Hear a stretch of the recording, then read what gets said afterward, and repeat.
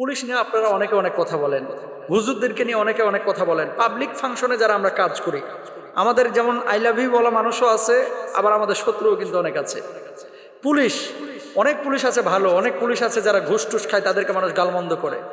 কিন্তু এই তীব্র যানজটে যারা রাস্তায় ডিউটি করছে, বিশেষ করে রমজান মাসে, আপনি একটু দাঁড়ান না, এই যে গাড়ির যে গরম, 10টা মিনিট দাঁড়ায় থাকতে পারেন কি? সেখানে মানুষটার দুপুর 12টা থেকে সন্ধ্যা পর্যন্ত, আপনি ইফতারে ওই যে মানে কাবাব, কাচ্চি, শরবত এগুলো নিয়ে বাড়িতে ছুটতেছেন, আর এই মানুষটা এখানে দাঁড়িয়ে দাঁড়িয়ে ইফতারের সময় ডিউটি করতেছে। একটু ছোলা, বুট, এই মুড়ি এগুলো সরকার থেকে দেওয়া হয়, বিভিন্ন সংস্থা থেকে দেওয়া হয়। আপনার ইফতারের জন্য রাস্তা ক্লিয়ারে তারা খেদমত দিয়ে যাচ্ছে, যদিও তারা বেতন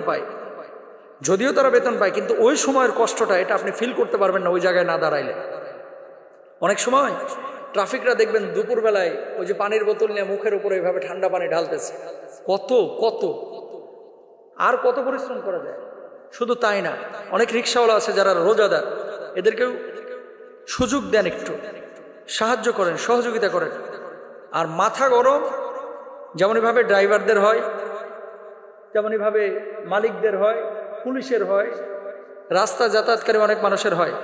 যদি দেখেন যে মাথার ভিতরে এরকম আপনার রাগ চলে আসতেছে এবং নিয়ন্ত্রণ না হচ্ছে, আপনি জানবেন যে আপনার রোজাটা যে দাবি নিয়ে আপনি রেখেছেন এই দাবিটা পূরণ হচ্ছে না।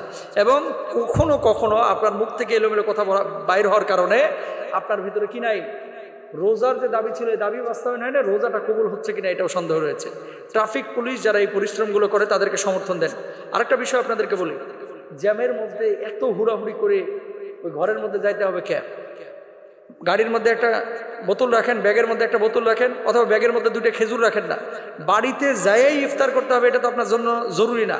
এটা মাঠেও করতে পারেন, হোটেলেও করতে পারেন, গাড়ির সিটে বসেও করতে পারেন। হ্যাঁ, 2টা খেজুর আর একটা পানির বোতল, অথবা পানি লাগবে না, 2টা খেজুর রাখেন না, আপনি রাখলেন, খেজুর খেয়ে নিলেন, ধীর স্থিরভাবে আপনি বাড়িতে গেলেন।